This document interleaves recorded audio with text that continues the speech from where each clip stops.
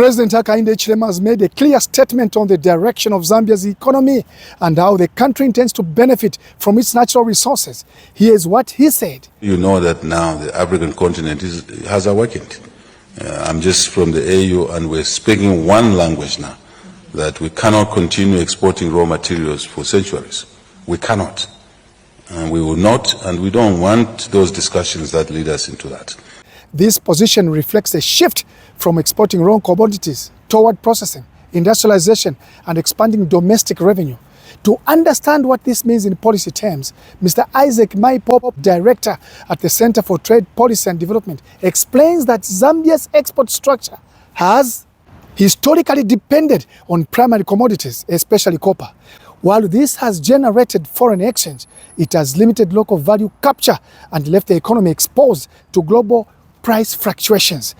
There is need for us to move away from the tradition of extracting these minerals and exporting them in their raw form. This has been a tradition that has been going on for a long time now, and it has taken away opportunities from a number of these resource-rich countries. But more importantly, we might need to take advantage of the current rise in demand for the green minerals. These are minerals that are also in some cycles called or known as the critical minerals. Zambia, within Southern Africa, we have Zambia, Zimbabwe, as well as the Democratic Republic of Congo that happen to have a significant portion of some of these minerals. The Center for Trade Policy and Development is a Lusaka-based independent policy research and advocacy organization that works on trade, taxation, and economic governance. It studies Zambia's participation in regional and global trade frameworks, such as COMESA, SADC, and the Africa Continental Free Trade Area, and advises on export diversification, value addition, and regional market access. Its perspective, therefore, carries weight in discussions on how Zambia restructures its export model. In the mining sector, for us to reach some of the targets that we have set for ourselves, we do need energy. So it would be very important that we work hard to bring these projects to a close so that they can start feeding into the grid. Of interest includes the coal power plants that are being built in Southern Province. I think we are following keenly on about 3 of them. There's one in Sinazongwe, the other one is an upgrade on Mamba Collieries. I think there's also another one in Livingstone that is under construction. It would be very important that these are supported.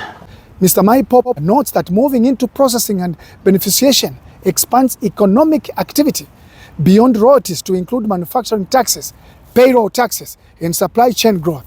However, competitiveness remains essential. Affordable energy, efficient logistics, predictable policy, and alignment with regional and global trade frameworks will determine success.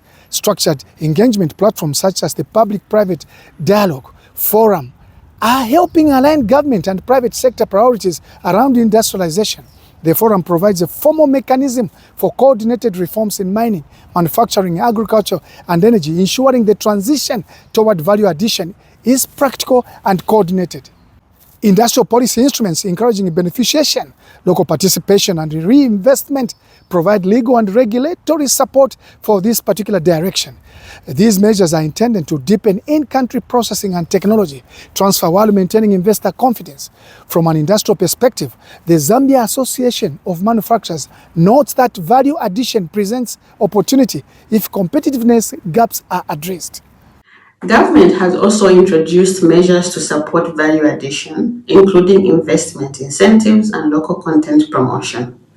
However, structural constraints must be addressed, and in particular, reliable energy supply, affordable long-term financing, effective logistics, skills alignment with industry, and fair taxation that supports local processing. If implemented decisively, value addition could transform Zambia's economy and expand it to exports, increasing industrial output and also creating jobs and strengthening resilience.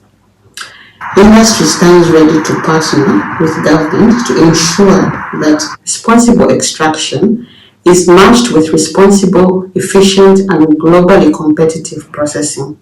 Processing at scale requires reliable electricity, access to long-term finance, modern technology, efficient logistics, and skilled labor.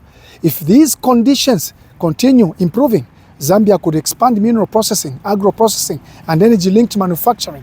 This would deepen supply chains, create employment, and increase domestic revenues. The position is not about excluding long-standing partners, not at all.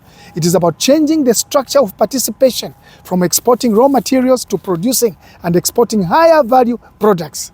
We want discussions that lead us into accession to extraction, responsive extraction, and we'll get to that a little bit later, but also to process, to value add, and that will add growth to our economies, to add jobs, to add business opportunities, and more importantly, to add revenue, treasury revenue.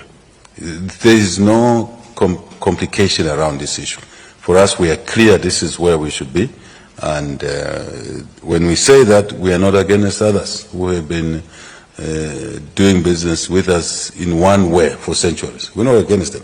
Because when we, as Zambia, get stronger, it improves the way it does business, it will benefit our partners as well. I think that's the way to see it. Yeah. The policy direction is clear. Implementation across infrastructure, energy, finance, and industrial capacity will determine the pace and scale of transformation.